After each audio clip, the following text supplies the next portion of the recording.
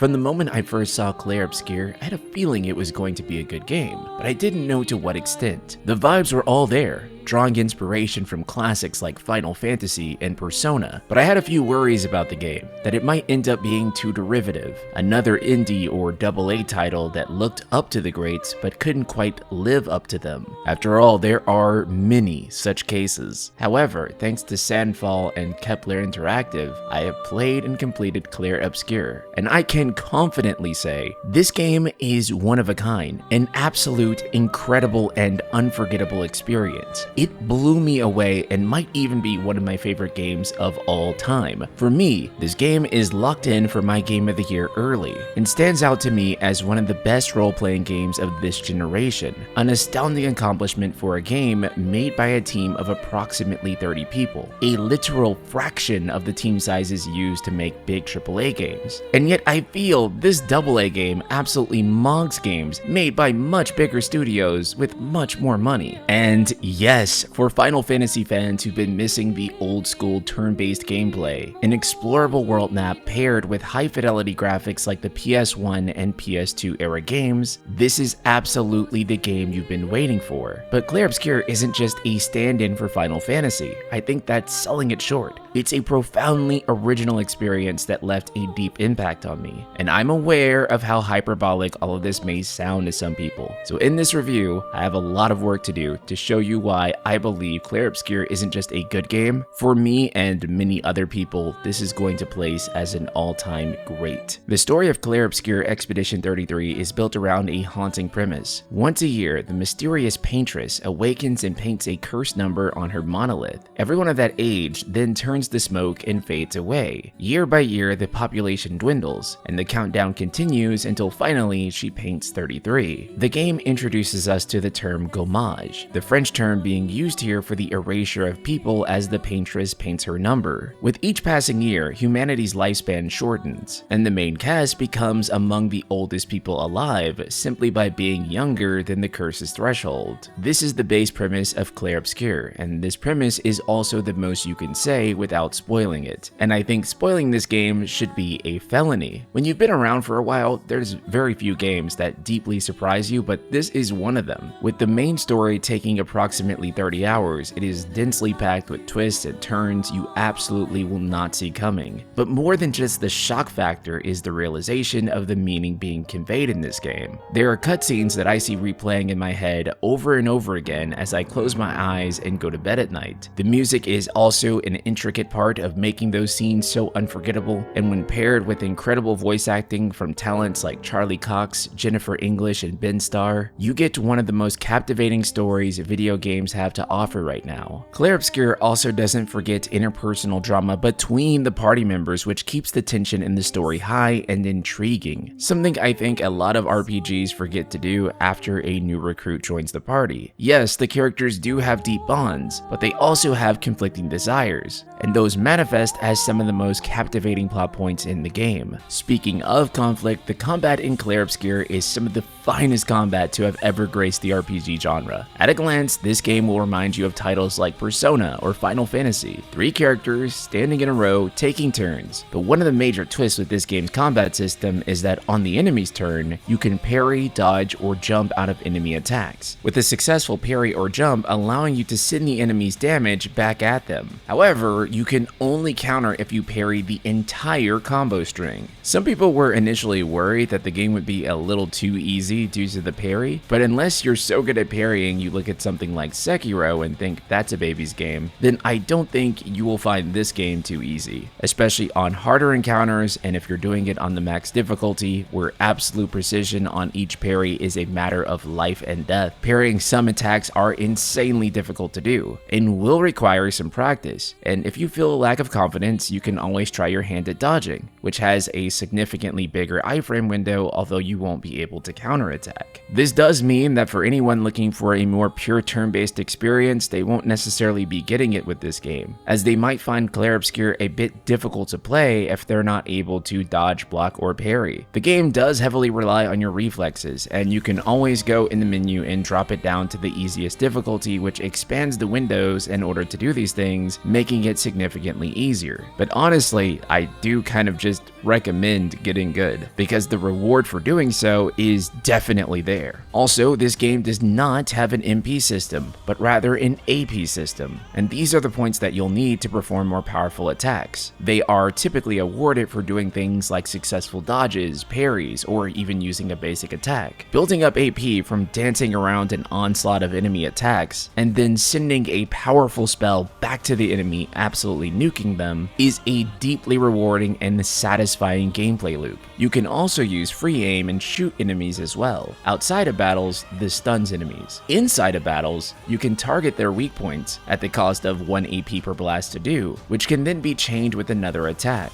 The gun is also useful on flying enemies. In terms of other real-time mechanics, there are also some light QTEs in the game for your special attacks. These are always mapped to the X button, and they always have the same rhythm, and they're pretty satisfying to do. But it's worth noting that your attack still goes through if you miss them, but landing them does bonus damage or effects. Think Final Fantasy VIII or Lost Odyssey. And the abilities in this game are truly fascinating, because attacking goes way beyond the typical this is your fire attack and this is your ice attack. Each ability comes with unique mechanics that can be combined for powerful effects. For example, a fire attack not only deals damage but inflicts a burning status. Characters who are then able to chain their abilities into that burning status, which can allow them to do more damage. So you're not just thinking about a single character's abilities, you're thinking about how well you're going to be able to make all of those abilities chain together in an effective way. And other elements are like this too. For example, casting an ice attack is also likely to cast slow on an enemy, which allows you to stack more turns. Each ability is really unique and interesting, and all of their mechanics interlink together. And because your party configuration is always approached holistically, you're always thinking about strategic combinations for maximum damage output. Every attack feels meaningful and distinct, making combat both engaging and tactical. On top of which, each character also has their own unique mechanics. Let's take Mael for instance. Defense mode, where she receives half damage but increases her AP upon successful parries. Offensive mode, where she does 50% more damage but also takes 50% more damage. And Virtuous Stance, which allows her to maintain her regular defense but output up to 200% damage. Idealistically, you want to keep Mael in Virtuous Stance for as long as possible, which you can do by triggering specific abilities. For instance, if an enemy is burning,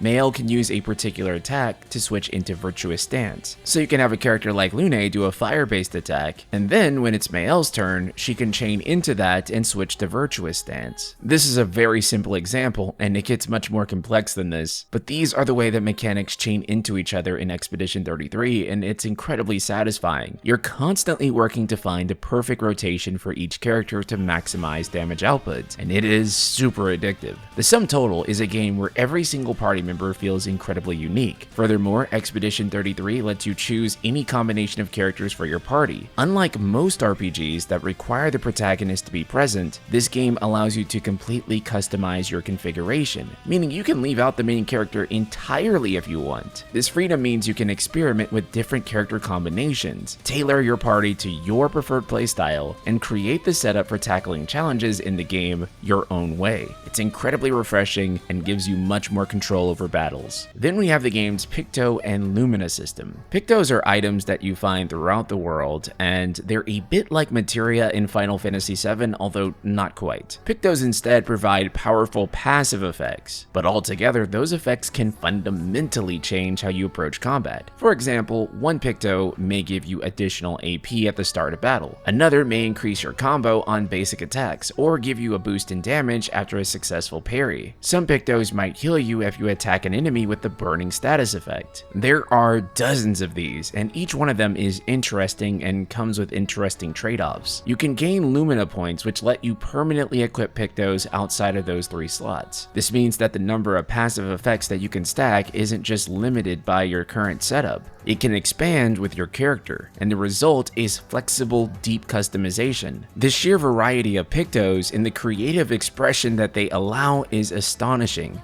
You can craft a high-risk, high-reward strategy or play it safe and steady. For example, there's a Picto that lets you take 25% more damage but deal 25% more damage. So if you're confident in your ability to dodge and block oncoming attacks, you can use that Picto and deal much more damage to the enemy. So more than just stat boosts or passive buffs, they are rich with meaningful trade-offs. The world of Clair Obscur is absolutely phenomenal. The art is gorgeous, haunting, and beautifully captures the concept of Clair Obscur. Light and dark contrast in every environment. The visual world gives a striking, otherworldly feel that is both eerie and breathtaking. I never once grew tired of the way these environments look, and every single location feels beautifully handcrafted. In terms of exploration, the game offers some of the most rewarding experiences I've seen in a long time. There is no minimap, so you actually have to pay attention to environments, which makes the exploration feel organic and not like you just got a big checklist that you need to go and fill. Many times throughout the game, you'll uncover 2 or 3 branching paths, and you won't know which is the right path in order to continue the story. And excellent rewards and discoveries make you always want to choose the wrong path, so that you can find something interesting that you would have missed out on otherwise. This game has tons of secrets, and it will not tell you about any of them, not unless you're actually paying attention. And that's what makes it fun. There's a real sense of discovery,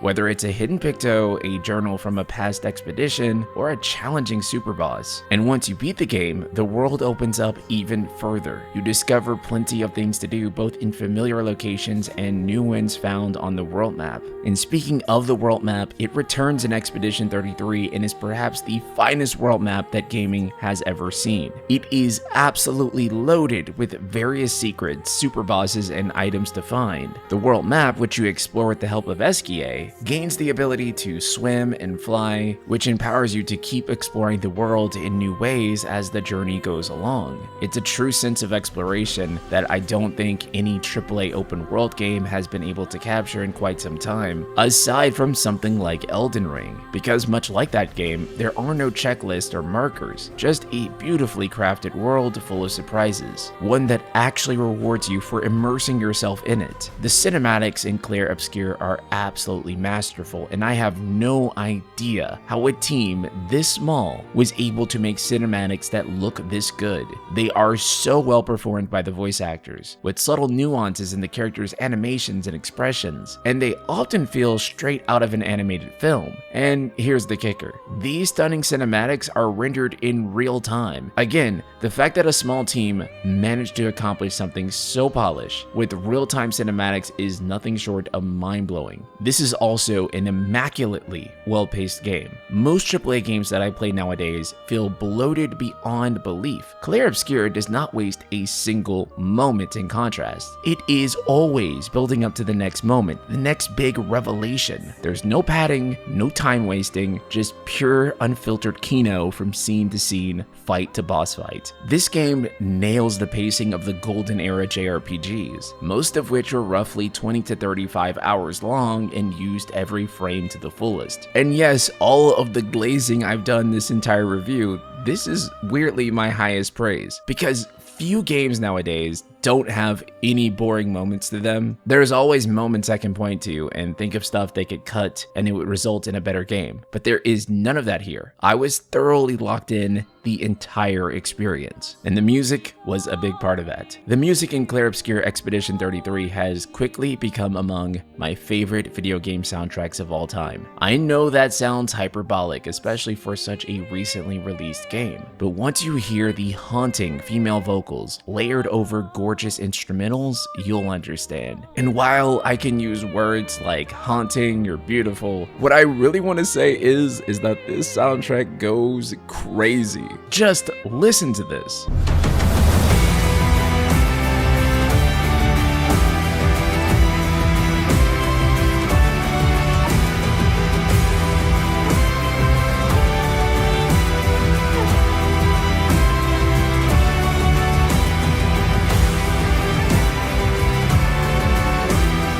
Video games are about to raise their price ceiling to $80 with the release of the Nintendo Switch 2, and so I can't help but find it absolutely insane that the good folks of Sandfall and Kepler are only charging $50 for this game. This is a game, if you asked me, would have been worth $60 or even a full price $70, yet they are charging $30 below the ceiling for what games nowadays are set to cost. I can't help but feel they are undercharging for this game, and I want to stress to you, this is quite literally the first time I have ever felt like this. I think I have made my point by now, that yes, you absolutely should play Clair Obscur Expedition 33. This is my game of the year for 2025, and I don't think anything else is coming close. The game did not just meet my expectations, it absolutely smashed them. I don't normally score game reviews, as it makes people tend to ignore everything I've said about the game in favor of just looking at the number, but I also know there's a certain score that carries a lot of weight, and that's why I want to award my first ever 10 out of 10 to Clair Obscur Expedition 33, a game that pushes the medium forward in an age where the AAA giants are crumbling under their own bloat. Sandfall Interactive has shown the industry what a focused, passionate team can achieve when every decision aligns with a clear creative vision and not something carefully manufactured to add value for the shareholders, but a true piece of art that stands on its own, is profound, and touches the lives of those who play it.